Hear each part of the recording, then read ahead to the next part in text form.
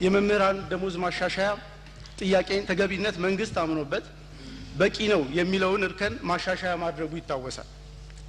በማሻሻያው ግን መምህራን አልተደሰቱም። ጉዳዩን በውይይት ከመፍታት ይልቅ በማስፈራራትና መምህራንን ከስራ በማገድ እንደ አማራጭ ተይዞ እየተተገበረ ነው። የደሞዝ ማሻሻያ ለአስተማሪ የተደረገ የደሞዝ ማሻሻያ የለም። የቀረበ የደሞዝ ማሻሻያ ጥያቄ የለም። የመምህራን ደሞዝ ማስተካከያ የተባለው አንዳንድ አስተማሪዎችም ተሳስተዋል። ጥያቄ አቅራቢው የተከበረው ምክር ቤት አባልም በዚህ ጉዳይ ላይ ይህንን ስህተት ነው የደገሙት። የአስተማሪ ለብቻ የሚጨመር የሚቀነስ ደሞዝ የለም። የደሞዝ ጭማሪ ጥያቄም የለም፣ አልቀረበም። የደሞዝ ጭማሪ ውሳኔም አልተሰጠም እና የመምህራን ለብቻ ተለይቶ የሚቀመጥ የደሞዝ ጭማሪም የለም፣ ሊኖርም አይችልም። 500 ሊደርሱ የሚችሉ አስተማሪዎች ደስ ያላላቸዋል። የተቀረው ከ300 ሺህ እስከ 400 ሺህ የሚሆነው አንድ ጥያቄ አላነሳም። በዚህ ጉዳይ ማንም የተቋረጠ ትምህርት የለ ምናምን የለ። ትምህርት በተቋረጠባቸው ከተሞች አዲስ አበባ ነው በዋናነት። አማራ ክልልም 2 ወይ 3 ከተሞች አካባቢ 2 ወይ 3 ትምህርት ቤቶች ለተወሰኑ ቀናት ትምህርት አቋርጠው ነበር። አንድም በአስተማሪነት ያልተዋጣላቸው አሊያም የውጪ እነዚህ ነውጥ ኃይሎች በርቱ እያሏቸው ይህንን ለነውጥ መሳሪያ ለማድረግ ሞክረው የነበሩ ናቸው። የህገ መንግስቱ አንቀጽ 32(1) ማንኛውም ኢትዮጵያዊ ወይም በህጋዊ መንገድ አገር ውስጥ የሚገኝ የውጭ ዜጋ በመረጠው የሀገሪቱ አካባቢ የመዘዋወርና የመኖሪያ ቦታ የመመስረት እንዲሁም በፈለገው ጊዜ ከሀገር የመውጣት ነጻነት አለው የሚለው ድንጋጌ በግልጽ ተሽሯል። አማራ ሆኖ በደቡብ ክልል መኖር ካልተቻለ ወደፊት ኦሮሞ ሳይሆኑ በአዲስ አበባ ወይም ጅማ፣ ሲዳማ ሳይሆኑ በሐዋሳ ወዘተ መኖር የመቻል ዋስትናችን ምንድነው? በቅርቡ የክልል ርዕሰ መስተዳድሩ አንድም ሰው አልተባረረም የሚል መግለጫ ሰጥተዋል። ክቡር ጠቅላይ ሚኒስትሩ በጽህፈት ቤቱ በር ላይ ተሰብስበው በፀሐይ ተንቃቅተው ብዙ ከተግሏሉ በኋላ በመኪና ተጭነው ሲሄዱ ያየናቸው ሰዎች ከየት ነው የመጡት እየተባለ ነው። በኢትዮጵያ አንድነት እንታወቅ፣ መለያ ነጥባችን ኢትዮጵያዊነት ነው በሚሉት አንዳንድ ድርጅቶች እየተነሳ ያለው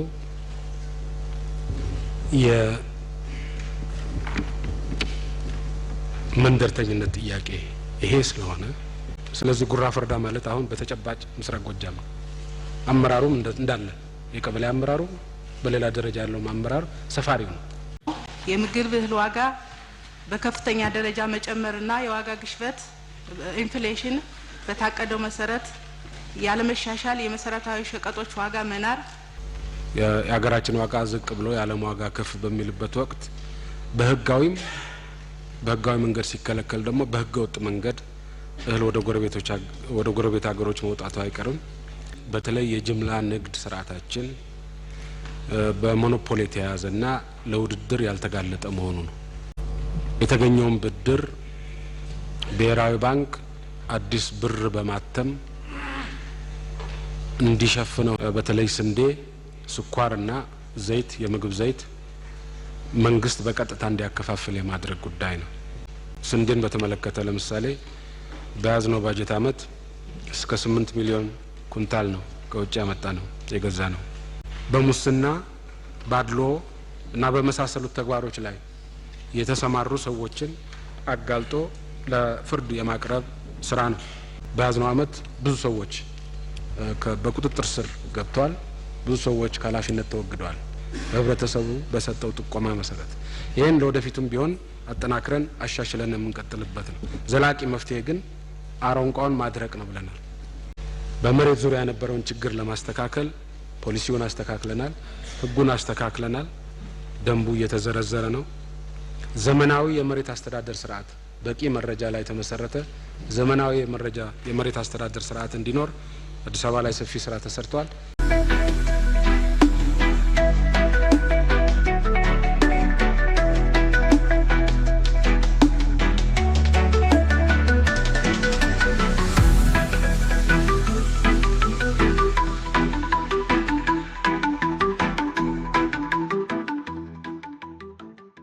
የመምህራን ደሞዝ ማሻሻያ ጥያቄን ተገቢነት መንግስት አምኖበት በቂ ነው የሚለውን እርከን ማሻሻያ ማድረጉ ይታወሳል። በማሻሻያው ግን መምህራን አልተደሰቱ።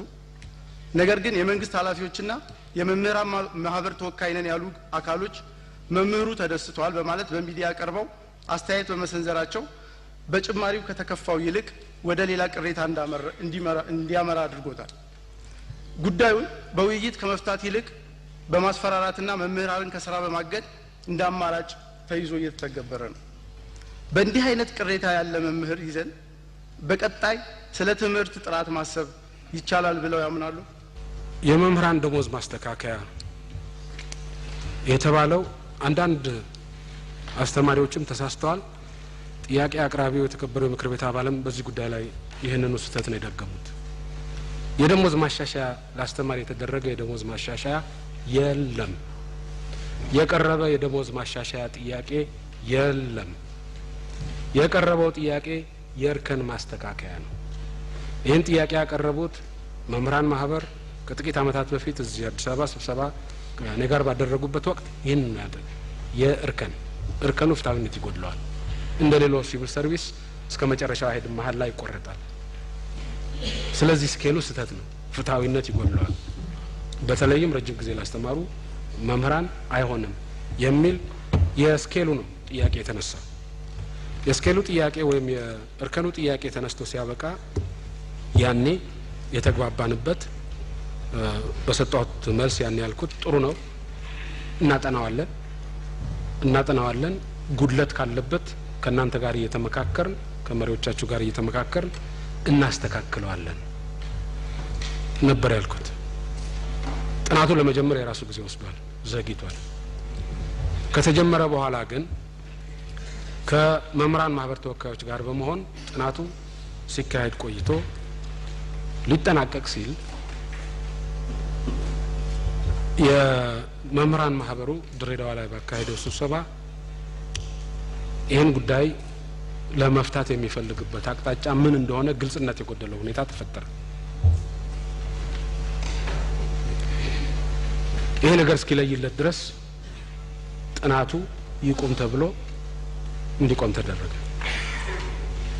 አሁን በቅርቡ ማህበሩ ባካሄደው ስብሰባ ይህን ግልጽነት የጎደለውን ነገር እንዲብራራ አደረገው። ግልጽነት መንግስትና ማህበሩ ተመካክረው እስከ ጫፍ ድረስ ሊወስዱት እንደሚገባ ግልጽ አደረገ። ግልጽ ካደረገው በኋላ ጥናቱ በፊትም ከመቋረጡ በፊት ከሞላ ጎደል ተጠናቆ የነበረ ስለሆነ ማህበሩ ይሄን ነገር እንዴት እንደሚገፋበት ግልጽ ካደረገ በኋላ በቀጥታ ወደ ተግባር ለመግባት ነው የተቻለው እና በቀጥታ ወደ ተግባር ተገብቶ እርከን ነው የተስተካከለው። እርከን ሲስተካከል እግረ መንገዱን አንዳንዱ 5 ብር፣ አንዳንዱ 60 ብር፣ አንዳንዱ 20 ብር ያገኛል። ነገር ግን ይሄ ደሞዝ ጭማሪ አይደለም። አላማውም ደሞዝ ለመጨመር አይደለም፣ ጥያቄውም ደሞዝ ለመጨመር አይደለም፣ እርከን ለማስተካከል ነው። ያስተማሪ ለብቻ የሚጨመር የሚቀነስ ደሞዝ የለም። የመንግስት ሰራተኛው በጋራ ነው የሚታየው። ከመንግስት ሰራተኛው ጋር አብሮ ደሞዝ ተጨምሮለታል። ለወደፊትም የመንግስት ሰራተኛው ደሞዝ የሚጨመርበት ሁኔታ ሲኖር አብሮ ይጨመርለታል።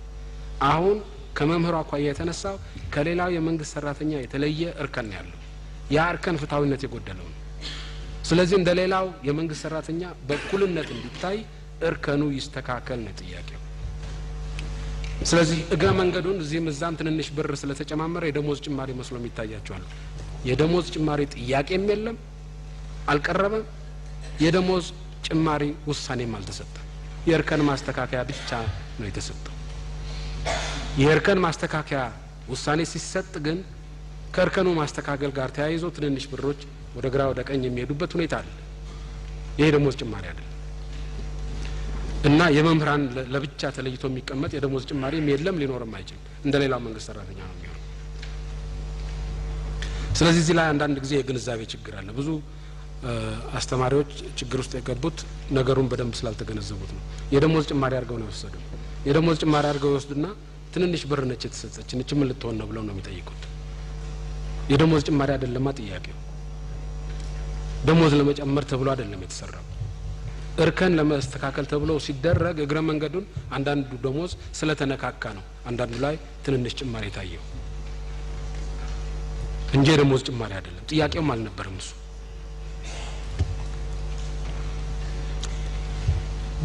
በዚህ ጉዳይ ላይ የመምህራኑ አቋም ምንድነው የሚባልበት ወቅት መምህር ሲባል እንግዲህ ይሄ ነገር የሚመለከተው አንደኛና ሁለተኛ ደረጃ መምህራንን ነው።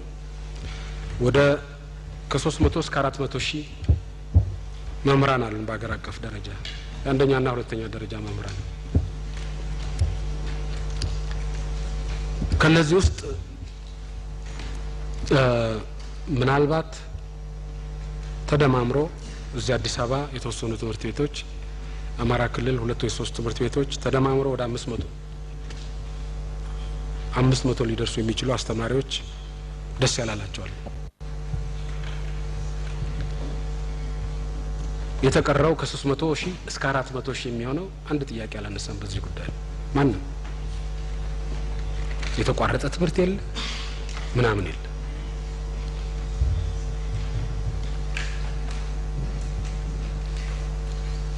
አምስት መቶና 1000 ቀርቶ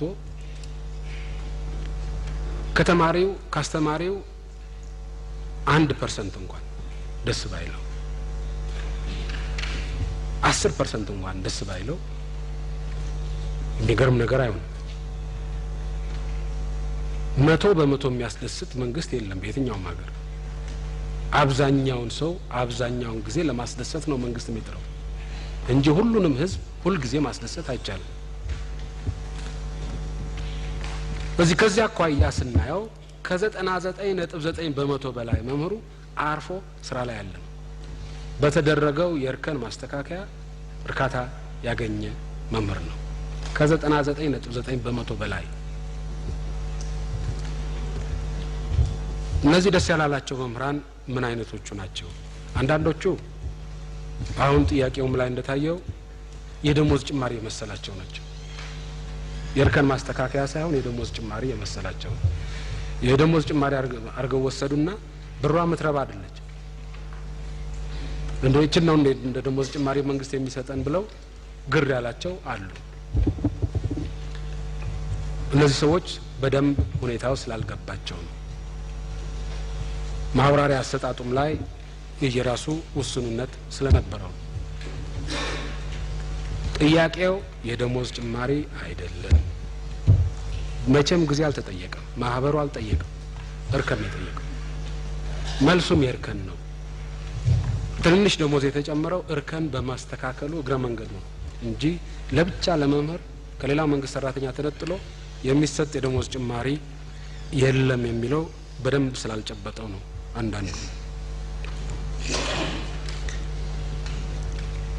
አንዳንዱ እዚህ አዲስ አበባ ያሉ ወላጆችና ተማሪዎች እንደገለጹት ከሆነ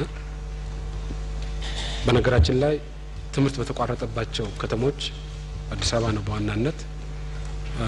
አማራ ክልልም 2 ወይ 3 ከተሞች አካባቢ 2 ወይ 3 ትምህርት ቤቶች ለተወሰኑ ቀናት ትምህርት አቋርጠው ነበር። በእነዚህ አካባቢዎች መምህራኑን ብቻ ሳይሆን ወላጆችንም ተማሪዎችም ለማወያየት ተሞክሯል እና እዚህ አዲስ አበባ ላይ ህብረተሰቡን በሚያወያዩበት ወቅት የተገኘው ነገር ምንድነው? አንዳንዶቹ ወላጆች ብዙዎቹ ተማሪዎች ይሄ ስህተት የመምህራኑ አይደለም፣ ይሄ ስህተት የእናንተ ነው። እነዚህ መምህራን የማስተማር ፍላጎቱም ብቃቱም የሌላቸው መምህራን እንደሆኑ ደጋግመን ገልጸንላቸዋል። እነዚህን ይዘን የትምህርት ጥራት ማረጋገጥ እንደማይቻል ደጋግመን ገልጸንላቸዋል። እነዚህን ሰዎች አስወግዳችሁ ጥሩ አስተማሪ መመደብ ሲገባችሁ ኃላፊነታችሁን ያልተወጣችሁ እናንተ ናቸው። አሁን ለፈተና ለሀገር አቀፍ ፈተና በምንዘጋጅበት ወቅት ወገባችንን ቢመቱን እና እኛ አስተማሪዎችን ብቻ አይደለም በተጠያቂነት የምንይዘው ብዙ ጊዜ አቤት ብለን ያልሰማንን አስተዳደር ጭምር ነው የምንጠይቀው ነው ያለው። ስለዚህ እንደዚህ አይነት በአስተማሪነት ያልተሳካላቸው በግርግር ሊሳካላቸው እንደሚችል ተስፋ የሚያደርጉ ጥቂቶች በጣም ጥቂቶችም አሉ። ሌላው ምናልባት ምክር ቤቱ አባላት በደንብ አልተከታተላቸው ይሆናል። ምድረ ነውጠኛ ከዛሬ ነገ ትምህርት ቤት ተበጣበጠ፣ ኢትዮጵያ ውስጥ አመጽ ተቀሰቀሰ ብሎ ቋምጦ ነው የነበረው።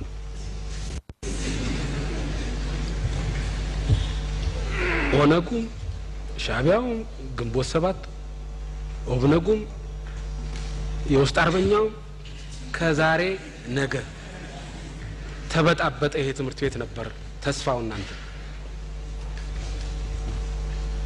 እና በአንዳንዶቹ መምህራን ላይ ተጽዕኖ ሲያርፍ ነበር ከየአካባቢው የተደወለ በሎንጅ አቀጣጥሉ ዘገያችሁ የገሌ ሰዎች እኮ እንደዚህ ሰሩ እናንተ እኮ ዘገያችሁ እየተባለ ከፍተኛ ተጽዕኖ የሚያርፍባቸው ጥቂት የነሱ ደጋፊዎችም ነበሩ እንደዚህ አይነት ነው በጣም የሚበዛው ጥያቄ ውስጥ አልነበረም ከ99% በላይ ከተቀረው ውስጥ አብዛኛው የደሞዝ ጭማሪና የእርከን ጭማሪ ስለተምታታበት በአግባቡ ስላልገባው ስላልተገለጸለት የተሳሳተ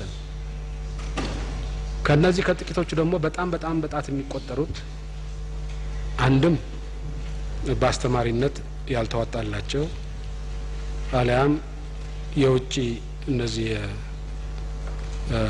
ነውጥ ኃይሎች በርቱ ያሏቸው ይሄንን ለነውጥ መሳሪያ ለማድረግ ሞክረው የነበሩ ናቸው እና ከዚያ አኳያ የአዲስ አበባ አስተዳደር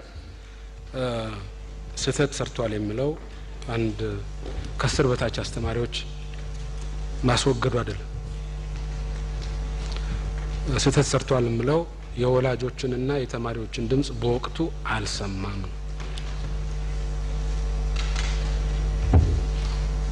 እና ለወደፊቱም ቢሆን ወላጆችና ተማሪዎቹ እነዚህ ሰዎች ገሌ አባ ገሌ በደንብ ያስተማረን አይደለም የማስተማር ፍላጎቱም ብቃቱም የለውም ስለዚህ የተሻለ አስተማሪ አምጡልን እያለ በሚጠይቅበት ሁኔታ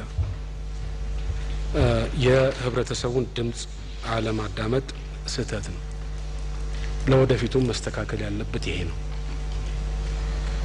ሌላው አስተማሪ ቀደም ሲል እንዳልኩት 99.9% በርከን ለውጡ የረካ ነው ባለው ደሞዝ የረካ ነው ወይ ባለው ደሞዝ የረካ ሰው የለም እዚህ ሀገር ውስጥ የኑሮ ውድነቱ አለ መንግስት የሚከፍለው ደሞዝ አነስተኛ ነው ስለዚህ በሚሰጠው ደሞዝ የረካ የተደሰተ አስተማሪም ሆነ ሌላ መንግስት ሰራተኛ የለም እንዲሻሻልለት ይፈልጋል ሁሉም ሊሻሻልለት ይገባል ሁሉም ነገር ግን አሁን ደሞዝ ጭማሪ ብንጨምር ምንድነው የሚሆነው ውጤቱ ተመልሶ ዋጋ ግሽበትን ማባባስ ነው ወይስ ምንድነው ያስጨንቀዋል ልክ መንግስት እንደሚያስጨንቀው ሁሉ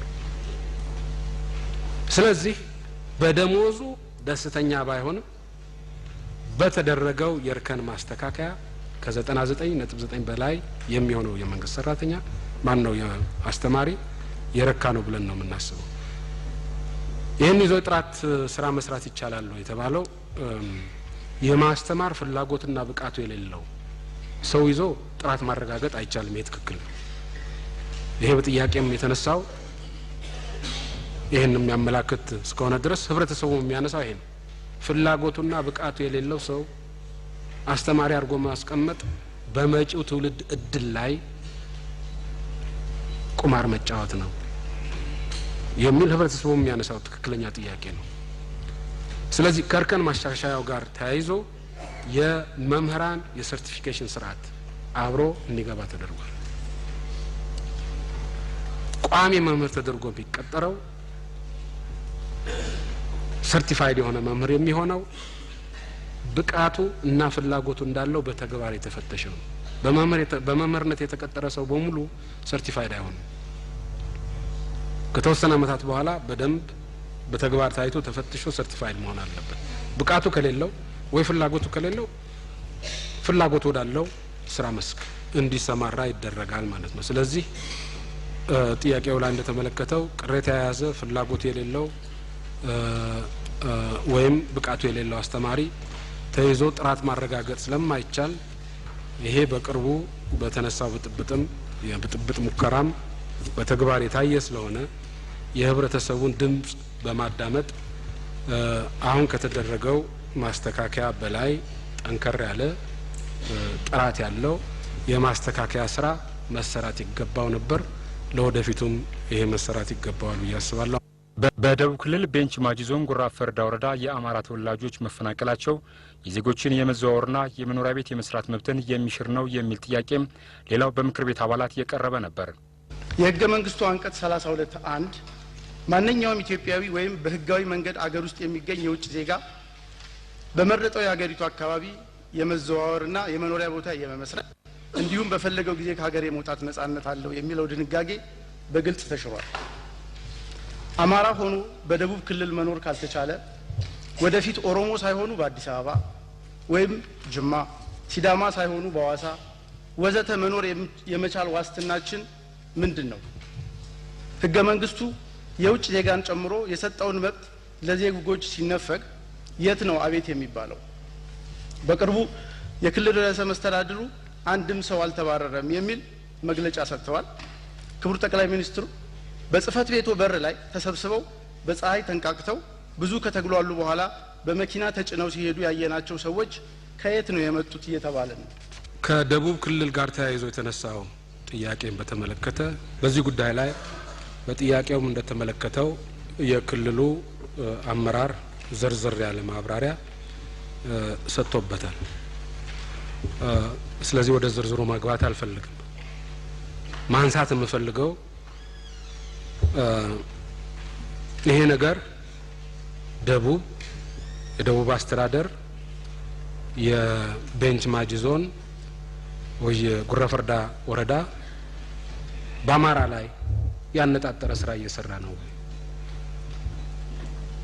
ሰፋሪዎቹ እዛ ያሉት ከሞላ ጎደል 100% ከምስራቅ ጎጃም የመጡ ከመሆናቸው ጋር ተያይዞ አማራ ቀርቶ በምስራቅ ጎጃም ላይ ዘምቷል ወይ ይሄ ክልል፣ ይሄ ዞን፣ ይሄ ወረዳ የሚለውን ጥያቄ በመጠኑ ለማንሳት ነው። እንደዚህ አይነት ስዕል ለመፍጠር ስለሆነ እየተሞከረ ያለው በኢትዮጵያ አንድነት እንታወቅ፣ መለያ ነጥባችን ኢትዮጵያዊነት ነው በሚሉት አንዳንድ ድርጅቶች እየተነሳ ያለው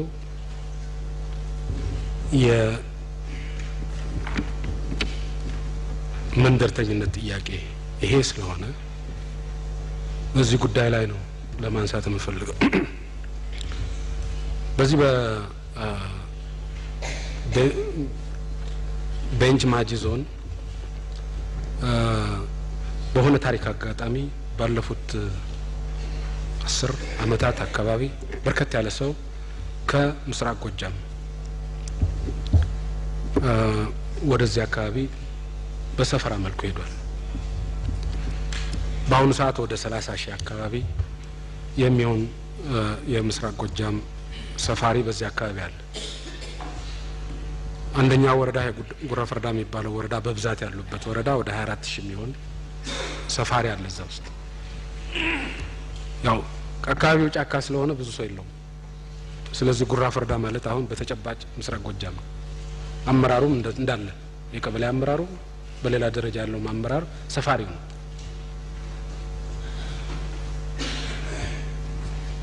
ይሄ ምንም ችግር የለውም። የሚታረስ መሬት አለ፣ ማረስ የሚፈልግ ሰው አለ። ማረስ የሚፈልግ ሰው የሚታረስ መሬት ሄዶ ቢያለማ የሚጎዳ ሰው የለም፣ ሁሉም ነው የሚጠቀም። ኖር የለውም እና ከዚያ አኳያ ምንም ችግር የለም። ጥሩ ስራ ነው። አንድ ችግር ብቻ ነው ያለው። ስራው የተሰራው ባልተደራጀ አኳኋን በተናጠል ነው አርሶ አደሩ የሚሰፍረው። በተናጠል ስለሚሰፍር አሰፋፈሩ አውዳሚ በሆነ መልኩ ነው የሚሰፍረው። ተጠንቶ የአካባቢ የደን ጭፍጨፋ በሚቀንስ መልኩ ሳቫና የሆነ ኤሪያ አለ ለሰፈራ የተመቸ ጫካ፣ ጥቅጥቅ ያለ ጫካ ደግሞ አለ ፕሮቴክትድ መሆን ያለበት። አርሶ አደሩ ቶሎ የሚለማ ለም የሚመስል መሬት ነው የሚፈልገው። ጫካ ነው አይደለም፣ ይሄን ያህል የሚያስጨንቀው አይደለም። ይልቁንም ጫካውን ሲጨፈጭፍ አንዳንዴ በክሰል መልኩ በምን መልኩ ዛፉን ራሱን እንደመቋቋሚያ ይጠቀምበታል። በዚህ ምክንያት ሰፋ ያለ የደን ጭፍጨፋና ውድመት እዛ አካባቢ ያጋጥሟል። ከዚህ ጋር በተያያዘ ክልሉ ዞኑ እና ወረዳው ሰፈራ አይኖርም አይደለም ያለው። ደን ጨፍጭፈውም ቢሆን ኑሯቸውን የመሰረቱ ሰዎች ይነቀሉ አይደለም ያለው ነገር ያለፈው አልፏል። ያለፈው ውድመት መመለስ ያስቸግራል። እዚህ ቦታ መጥተው ሰፍረው ኑሮ ያደራጁ ሰዎች ማፈናቀል ትርጉም የለውም። ከጥቅሙ ጉዳቱ ነው የሚያመዝነው። ስለዚህ ያለፈው አልፏል። ከእንግዲህ ወዲያ ግን ባልተደራጀ መልኩ ሰፈራ መኖር የለበትም እና የደቡብ ክልልና የአማራ ክልል በዚህ ጉዳይ ላይ ተነጋግረው ሰፈራ ካስፈለገ በተደራጀ መልኩ እንዲሆን፣ አለበለዚያ ግን በተናጠል እየመጣ ደን የሚጨፈጭፍበት ሁኔታ መኖር የለበትም። ህገወጥ ስራ ነው፣ ይሄ መቆም አለበት ነው የተባለው። ይሄን ነው የተገበረው ክልሉ። ይሄ በቤንች ህዝብ ላይ የተቃጣ ወንጀል አይደለም። በምስራቅ ጎጃም ሰፋሪ ላይ የተቃጣ ወንጀል አይደለም። በዚሁ መልኩ ለመተርጎም የሚደረገው ሙከራ ኃላፊነት የጎደለው ነው። እውነቱን በትክክል አጣርቶ ሁሉንም የኢትዮጵያ ህዝቦች እኩል በማየት እንደ መፈክራቸው ሁሉ ሁሉንም ኢትዮጵያዊ እኩል በማየት የሁሉም ኢትዮጵያዊ መብትና ጥቅም በኩል ደረጃ ላይ በማስቀመጥ ተጨባጭ እውነታውን አጣርተው መወሰን አቋም መያዝ ሲገባ በጥቅሉ ከመሬት ተነስቶ ነገሩን ሳያጣሩ ምስራቅ ጎጃም ተደበደበ፣ አማራ ተጠረገ የሚል ኃላፊነት የጎደለው ቀስቀሳ ነው ሲካሄድ የቀረበው። ይህ ስህተት ነው፣ አይጠቅምም ለማንም። እውነታው አሁን የጠቀስኩት አይነት ነው። በመሬት ዙሪያ የነበረውን ችግር ለማስተካከል ፖሊሲውን አስተካክለናል፣ ህጉን አስተካክለናል፣ ደንቡ እየተዘረዘረ ነው። ዘመናዊ የመሬት አስተዳደር ስርዓት በቂ መረጃ ላይ ተመሰረተ ዘመናዊ የመሬት አስተዳደር ስርዓት እንዲኖር አዲስ አበባ ላይ ሰፊ ስራ ተሰርቷል። አዲስ አበባ ላይ በመመስረት ወደ ክልሎች ለማዛመት ሙከራ ተደርጓል። የግብር አሰባሰብ ስርዓታችንን በዘመናዊ መረጃ ለመደገፍና ለማሻሻል ጥረት ተደርጓል። በተመሳሳይ መልኩ የመንግስት ግዥን ጨምሮ የንግድ ስርዓቱ ለውድድር የተጋለጠ እንዲሆን ለማድረግ ሰፊ ሙከራ ተደርጓል። ይህን ሙከራ ባደረግንበት ሁኔታ አንዳንድ ችግሮች አጋጥመዋል። አንደኛውና ሊገመት ይችል የነበረው ችግር ተገምቶም የነበረው ችግር ሙስናና አድልዎ ባለቤት የሌለው ጉዳይ አይደለም። ባለቤትና ተጠቃሚ ያለው በመንግስት ነገሮች ተጠቃሚ የሆነው የህብረተሰብ ክፍል ነው። ይሄው የህብረተሰብ ክፍል እነዚህ ነገሮች መነካካት ስንጀምር በመሰረታዊ ጥቅሙ እንደመጣንበት አውቆ ባለ በሌላ አቅሙ እንደሚረባረብ አስቀድመን የገመትነው ነገር ነው የነበረው እና እንደገመትነው ባለ በሌላ አቅሙ ተረባርቧል። ባለ በሌላ አቅሙ ይሄ ነገር ተግባራዊ እንዳይሆን ተረባርቧል። ይሄ ስንል ከውጭም ከውስጥም ማለት ነው። ከመንግስቱ አኳያ ሆነ ስናየው በዚህ ስራ ላይ ተጠቃሚ የነበረው የመንግስት ሰው ዛሬ ተጠቃሚ ባይሆንም ነገ ተጠቃማለሁ ብሎ የሚያስበው ዛሬ መሬት ባይቸበችብም ነገ ልቸበችብ ይችላል ብሎ ተስፋ የሚያደርገው ተስፈኛውም ጭምር በዚህ ጉዳይ ላይ እንቅፋት እንደሚሆን ማነቆ እንደሚሆን አስቀድሞ የተገመተ ነገር ነው የነበረው እና ሰፊ ተቃውሞ አጋጥሞታል። ይሄ ሁለተኛው እና በበቂ ደረጃ ያልተገመተው እነዚህ ኃይሎች ይህን ለማደናቀፍ ህብረተሰቡን ሲሆን ከጎናቸው ለማሰለፍ ካልሆነም ከመንግስት ጋር ተሰልፎ እነዚህን ነገሮች እንዳይዋጋ ለማድረግ ከገመትነው በላይ ብቃት አይተንባቸዋል። ከገመትነው በላይ ጥበብ አይተንባቸዋል። ከገመትነው በላይ ፍሌክሲቢሊቲ አይተንባቸዋል።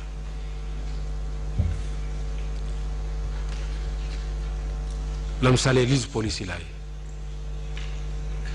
የነበረው የኛው ያቀራረብ ችግር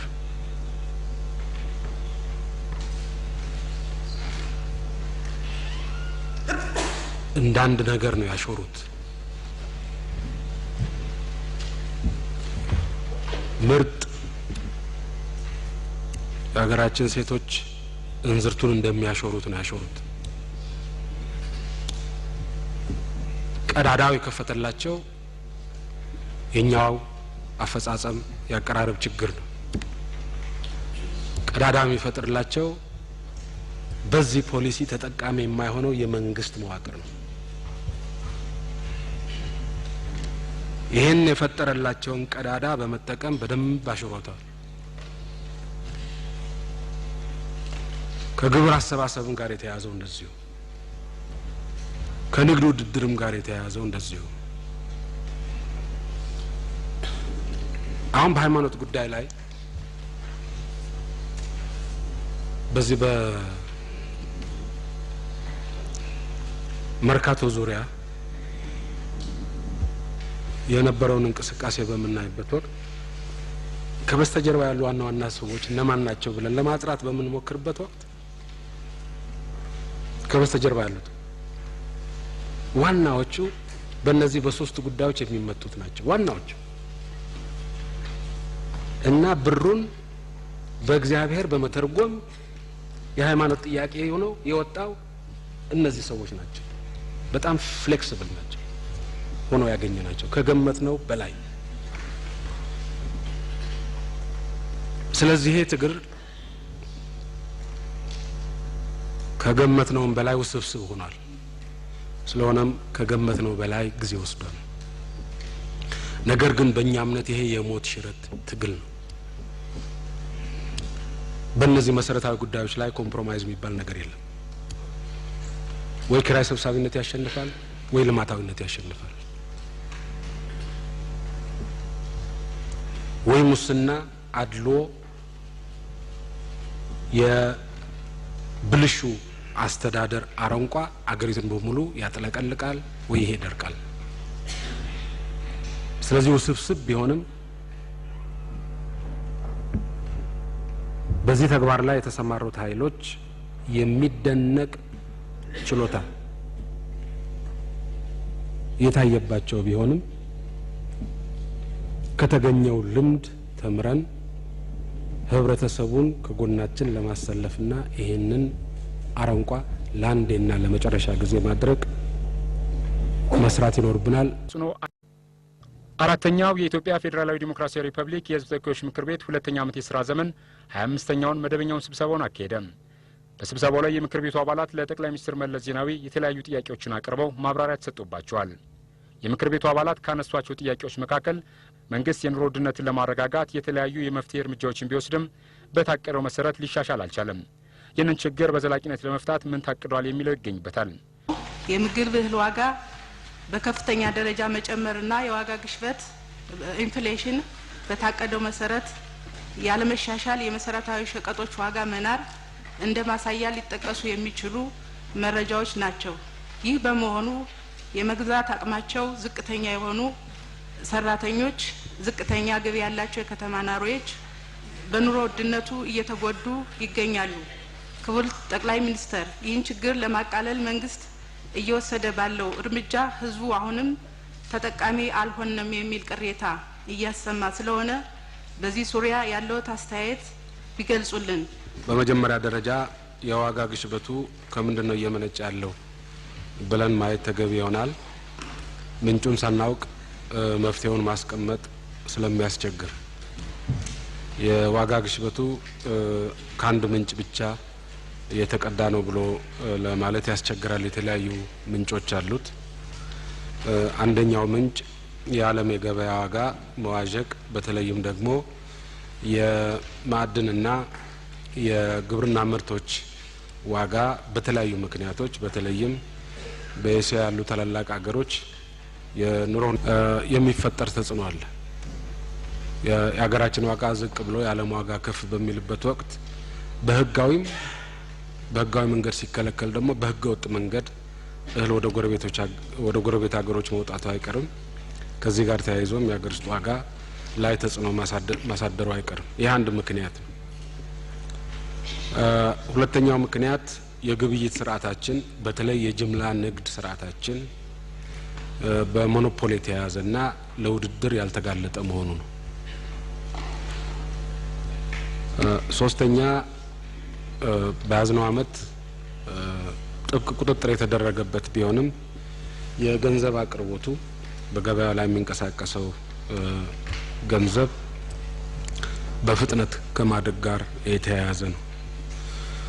በመጨረሻም ለተወሰኑ ዓመታት የዋጋ ግሽበት በተፈጠረበት ሁኔታ ተዋንያኑ በአጠቃላይ ዋጋ ይጨምራል የሚል አስተሳሰብ ስለሚኖራቸው ከዚህ አስተሳሰብ በመነሳት የሚሰሩት ስራ ሁሉ የዋጋ ግሽበትን ሊያባብሰው ይችላል። ኢንፍሌሽነሪ ኤክስፔክቴሽን የሚሉት ነገር እነዚህ ሁሉ ተደማምረው ነው የዋጋ ግሽበቱን የሚፈጥሩትና የሚያባብሱት። በዓለም ገበያ መዋዠቅ ምክንያት የሚፈጠረውን የዋጋ ግሽበት 100% መቆጣጠር አስቸጋሪ ነው። ለማርገብ የሚያስችሉ አንዳንድ እርምጃዎች መውሰድ ይቻላል።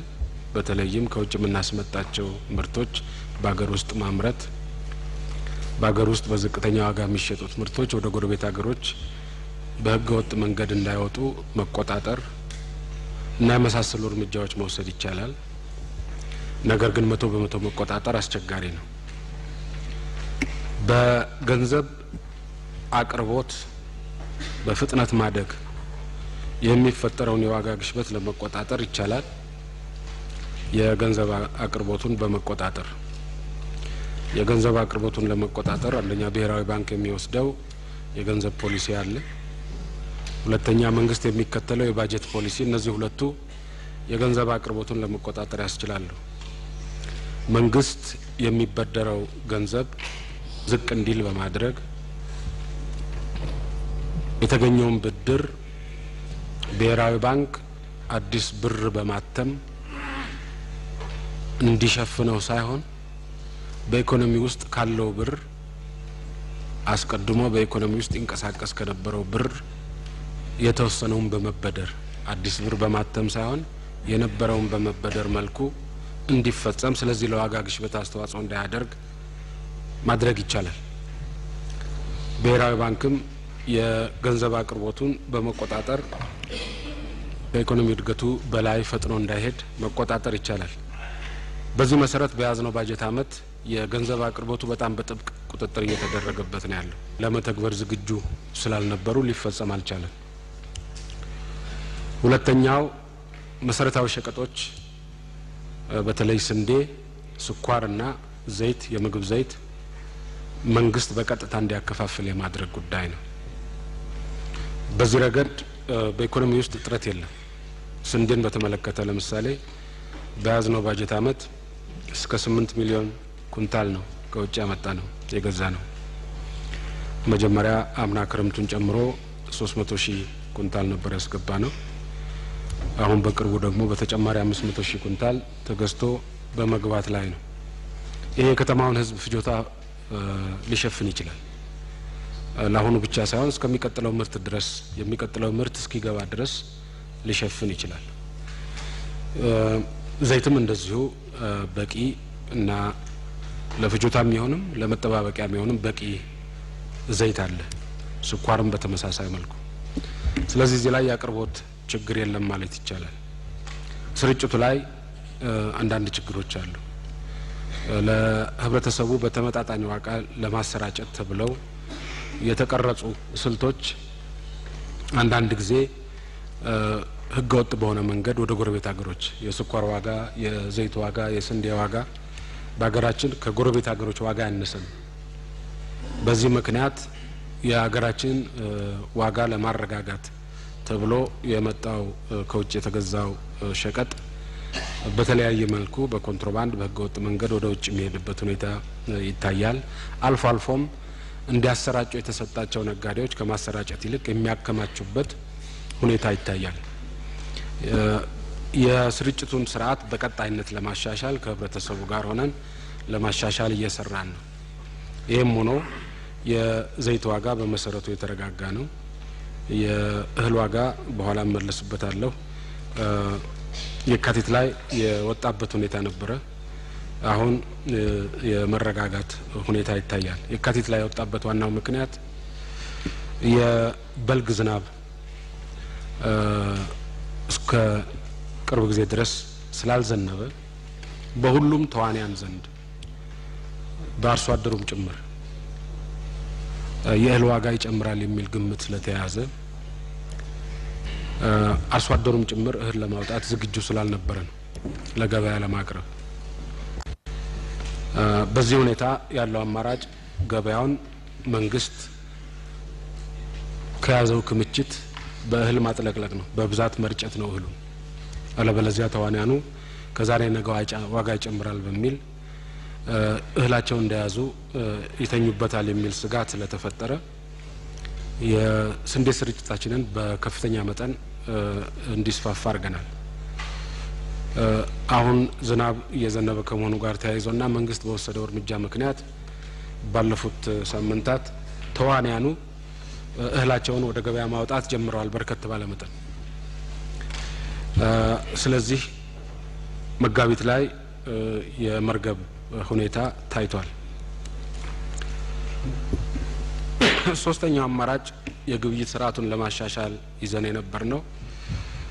በአሁኑ ሰዓት በዘርፉ ከተሰማሩ ሰዎች ጋር ተግባብቶ የህብረተሰቡን ጥቅም በሚያስጠብቅ አኳኋን መስራት ካልተቻለ ይህን ለውድድር ያልተጋለጠውን ስርዓት እንደ ስርዓት ትራንስፎርም ማድረግ ነው፣ መቀየር ነው። ለውድድር የተጋለጠ እንዲሆን ማድረግ ነው። ይህን ለማድረግ የተለያዩ አማራጮች አሉ። የሀገር ውስጥ ተዋንያን በማደራጀት በማንቀሳቀስ ስርዓቱ ለውድድር የተጋለጠ እንዲሆን ማድረግ ይቻላል። የውጭ ተዋንያን እስካሁን ድረስ በኢንቨስትመንት ህጉ ተከልክለው ነው የነበረው። የውጭ ተዋንያን መጥተው ውድድሩን ማጠናከር የሚችሉበት ሁኔታም ካለ የውጭ ተዋንያን እንዲገቡ በሩን መክፈት ነው።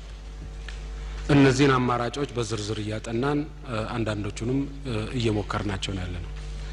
በቀጣይ አጠናክረን የምንገፋበት ይሆናል ለውድድር የተጋለጠ እንዲሆን የማድረጉ ጉዳይ። ከውጭ የሚመጣውን ሸቀጥ ከውጭ የሚመጣውን የዋጋ ግሽበት ግፊት ቀደም ሲል እንዳስቀመጥኩት የዋጋ ግሽበት እንዳይኖር በማድረግ መቆጣጠር ስለሚያስቸግር ሌሎቹን ምንጮች መጀመሪያ እናድርቃቸው። ሌሎቹን ምንጮች ካደረቅን በኋላ የውጭ ገበያ ግፊት ብቻ ሲቀር ይህን መቋቋም የምንችልበት መንገድ በአንድ መልኩ በአገር ውስጥ ልናመርታቸው የምንችላቸውን በአገር ውስጥ ማምረት ነው። በሌላ በኩል ደግሞ በአገር ውስጥ ሊመረቱ የማይችሉትን የህብረተሰቡን ገቢ ደረጃ በደረጃ በማሻሻል ዋጋም ቢጨምር የመግዛት አቅሙ አብሮ የሚጨምርበት ሁኔታ ለመፍጠር ነው ጥረት እየተደረገ ያለው። ይህን የምናደርገው የዋጋ ግሽበትን ለመከላከል ብቻ ሳይሆን በአጠቃላይ የህብረተሰቡ አኗኗር ለማሻሻልም ጭምር ነው። ከዚህ ጋር በተያያዘ በሁለተኛው ጥያቄ እንደተነሳው በከተሞች በአንዳንድ ክልሎች ደግሞ በከተሞችና በገጠሩ ያለውን ስራ አጥነት ለማስወገድ እንቅስቃሴ ተጀምሯል። እያንዳንዱ ክልል በተለይ በአዲስ አበባ ከተማ ስራ አጥ የሚባሉት ስራ ፈላጊ የሚባሉት ወጣቶች የትኞቹ እንደሆኑ አንድ ባንድ የመለየት ስራ የመጀመሪያው ስራ ነው። ከነሐሴም መስከረም ድረስ ሊሄድ ይችል ይሆናል። ዞሮ ዞሮ ግን ወደ ታች እንጂ ወደ ላይ የሚሄድበት ሁኔታ አይኖርም የሚል ግምት ነው ያለን።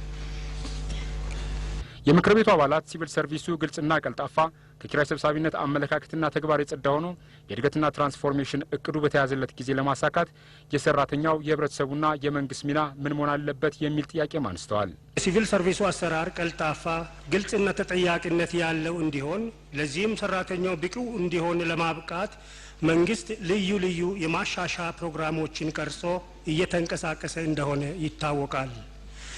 በውጤቱም አልፎ አልፎ መሻሻል የሚታይ ቢሆንም አሁንም የመልካም አስተዳደር ጉዳይ ህብረተሰቡን የሚያረካ ለውጥ አላመጣም። ከዚህ በመነሳት መንግስት በመስኩ ህዝብን የሚያረካ ውጤት ለማምጣት ምን ለማድረግ አስቧል? የህብረተሰቡ ሚናስ ምን ሊሆን ይገባዋል? ሲቪል ሰርቪሳችን አሰራርና አደረጃጀት ዘመናዊ ለማድረግ ሰፊ ጥረት ተደርጓል። አሰራሩና አደረጃጀቱ በዋናነት ተቀይሯል ማለት ይቻላል። ሁለተኛው አሰራርና አደረጃጀት ብቻውን አይራመድም። ሰው ነው ዞሮ ዞሮ ሲቪል ሰርቫንት ሲቪል ሰርቪሱን የሚያንቀሳቅሰው ሰው ነው። ስለዚህ የሰውን አስተሳሰብ፣ የሰውን ክህለት፣ የሰውን ስነ ምግባር መቀየር ነው። የሰውን አስተሳሰብና ክህሎት ለማሻሻል ሰፊ የስልጠና ስራ ተሰርቷል፣ እየተሰራም። ችግሩ ያለው ስነ ምግባሩ ላይ ነው። ስነ ምግባሩ በሌለበት ሁኔታ ህዝብን የማገልገል የሚያስችል ስነ ምግባር በሌለበት ሁኔታ ሌሎቹ ሁሉ ይዳከማሉ፣ ተግባራዊ ሊሆኑ አይችሉም። ይህን የስነ ምግባር ችግር ለመፍታት ከአጭር ጊዜ አኳያ በሙስና ባድሎ እና በመሳሰሉት ተግባሮች ላይ የተሰማሩ ሰዎችን አጋልጦ ለፍርድ የማቅረብ ስራ ነው እንደ አማራጭ የተወሰደው ከአጭር ጊዜ አኳያ። ነገር ግን የሙስና ያድሎና የመሳሰሉት የስነ ምግባር ችግሮች ምንጭ የሆኑ ነገሮች ካልደረቁ በስተቀር ጭቃ ውስጥ የገባው ሰው ጭቃ ሲለቀለቅ ጭቃ ተለቅልቀሃል ብለን ስናስር ደሞ ሌላ አዲስ ሲገባ ያው አሁንቋ ውስጥ ነው የሚገባው፣ ጭቃ ይለቀለቃል። እሱንም ስናስር ውሃ ቅዳ ውሃ መልስ ነው የሚሆነው። ስለዚህ ከአጭር ጊዜ አኳያ ወንጀለኞችን ተከታትሎ ለፍርድ ማቅረብ አስፈላጊ ቢሆንም ከረጅም ጊዜ አኳያ ወሳኙ አረንቋውን ማድረቅ ነው፣ የችግሩን ምንጭ ማድረቅ ነው ብለን እነዚህን ሁለቱን ነገሮች አጣምረን ለመስራት ነው እየሞከርን ያለን። እነዚህን ሁለቱን ነገሮች አጣምረን ለመስራት ለምሳሌ ሙሰኞችን ባድሎ ስራ ላይ የተሰማሩትን ሰዎች አጋልጠን ለፍርድ ለማቅረብ ጥረት እየተደረገ ነው። በራሳችን በጸረ ሙስና ኮሚሽን፣ በፖሊስ እና በመሳሰሉት የጸጥታ አስከባሪ አካላት ልንደርስባቸው የቻልናቸውን ተከታትለን ለፍርድ እያቀረብን ነው። ነገር ግን ይሄ የራሱ ውስንነት አለው። ስለዚህ ህብረተሰቡ በደል ደርሶብናል የሚለው ህብረተሰብ፣ ሙስናና አድሎ አለ ብሎ የሚያምነው ህብረተሰብ መረጃውን እንዲሰጥ፣ ሌቦችን እንዲያጋልጥ የተለያዩ መድረኮች በማመቻቸት ህብረተሰቡ የሚሰጠውን ጥቆማ መሰረት በማድረግ በዚህ ተግባር ላይ የተሰማሩ ሰዎችን ለማስተካከል በቁጥጥር ስር ለማስገባትና ለማስቀጣት ጥረት እየተደረገ ነው። እነዚህ ሁለት ነገሮች እኛ እንደ መንግስት በራሳችን የመረጃ ስርዓት የምናገኘውንና ህብረተሰቡ እንደ ህብረተሰብ የሚያውቀውን በማቀናጀት በቀጣይነትም ሙሰኞችና ያድሎ ተዋንያንን ለመቅጣት የተጠናከረ ስራ እንሰራለን። በየክልሉ በያዝነው አመት ብዙ ሰዎች በቁጥጥር ስር ገብተዋል። ብዙ ሰዎች ከኃላፊነት ተወግደዋል ህብረተሰቡ በሰጠው ጥቆማ መሰረት። ይህን ለወደፊቱም ቢሆን አጠናክረን አሻሽለን የምንቀጥልበት ነው። ዘላቂ መፍትሄ ግን አረንቋውን ማድረቅ ነው ብለናል እና ይህን የሙስና ተግባር ያድሎ ተግባር የሚያመነጩት ነገሮች ምንድን ናቸው ብለን ስናይ ሙስናና አድሎ አንድ ተዋናይ ብቻ አይደለም ያለው። ጉቦ ወሳጅ ካለ ጉቦ ሰጪ አለ፣ ጉቦ ተቀባይ ካለ ጉቦ ሰጪ አለ፣ ባድሎ የሚጠቅም ካለ ባድሎ የሚጠቀም አለ። ስለዚህ ሁለት ወገኖች ናቸው እዚህ ስራ ላይ የሚሰማሩት እና የሙስና መሰረታዊ ምንጮች ምንድናቸው ብለን በመናይበት ወቅት ሶስት ዋና ዋና ምንጮች እንዳሉ ነው የምናየው። አንደኛው የግብር አከፋፈል ስርዓቱ ነው። ጉቦ የሚሰጠው ለመንግስት ተገቢውን ግብር እንዳይከፍል የሚፈልገው ነው። ጉቦ የሚቀበለው ግብር መክፈል የሚገባው ሰው ከሚከፍለው ግብር ውስጥ የተወሰነውን ቀንጭቦ ሲሰጠው የመንግስትን ጥቅም አሳልፎ ለመስጠት የራሱን ጥቅም ለማራመድ የሚፈልገው ነው። እነዚህ ሁለቱ ተዋናያን ናቸው አንዱ የሙስና ምንጭ ነው እያገለገሉ ያሉት። ግብር መክፈል የማይፈልገው ሰው ግብር ሳይከፍል ግብር ከሚከፍለው ጋር ተወዳድሮ ለማሸነፍ የሚፈልገው ያለ አግባብ ለመጠቀም የሚፈልገው እችን ሁኔታ በመጠቀም ደግሞ ራሱን ለማበልጸግ የሚፈልገው የመንግስት ባለስልጣን ሰራተኛ እነዚህ ናቸው። አንዱ ምንጭ ግብር ነው። ሁለተኛው ምንጭ መሬት ነው። የመሬት አስተዳደር በተለይም የከተማ መሬት አስተዳደር የከተማ መሬት በጣም ከፍተኛ ዋጋ የሚያወጣ ሀብት ነው። ይህን ሀብት ተገቢውን ዋጋ ሳይከፍሉ ይህን ሀብት በመውሰድ በአቋራጭ ለመክበር የሚፈልግ ሰው አለ። ይህን ሀብት እንዲያስተዳድር የተመደበው ሰው ከነዚህ ሰዎች ጋር በመመሳጠር የህዝብን ሀብት ለሌሎች አሳልፈው በመስጠት እሱ ተጠቃሚ ይሆናል። አድሎ ሙስና የሚመነጭበት ሁለተኛው ክፍል ይሄ ነው። ሶስተኛው ከንግድ ውድድር ጋር የተያያዘ ነው። መንግስት የንግድ ውድድር መኖሩን ማረጋገጥ ይፈልጋል። ይህን ለማድረግ የሚያስችለው ስርዓት አለ። በንግድ ውድድር ተወዳድረው ለማሸነፍ ዝግጁ የሆኑ ባለሀብቶችም አሉ። በነጻ ውድድር ተወዳድረው ማሸነፍ እንደማይችሉ የሚጠረጥሩ ወይም ደግሞ በነጻ ውድድር ልናገኝ የምንችለው ትርፍ ውሱን ነው ብለው የሚያስቡ ከውድድር ውጭ እንዲሆኑ የሚፈልጉ አሉ። ከዚህ ጋር በተያያዘ የመንግስት ሰራተኛ ባለስልጣን ከነዚህ ባለሀብቶች ጋር ተመሳጥሮ ውድድሩን የሚያስቀርበት ወይም ከስርዓት ውጭ እንዲሆን የሚያደርግበት ሁኔታ አለ። ይሄ የመንግስት ግዥንም ጭምር ይመለከታል። የመንግስት ግዥን ይጨምራል፣ ሌሎች የግዥና ሽያጭ ስራዎችንም ይጨምራል። እነዚህ ሶስቱ ዋና ዋና ጉዳዮች ናቸው የችግሩ ምንጭ ብለን የምናስባቸው። እነዚህን ለማድረግ ህጋዊ እርምጃዎች ለመውሰድ ስንንቀሳቀስ ቆይተናል። እንመርቃቸው ብለን ያዘልቃቸው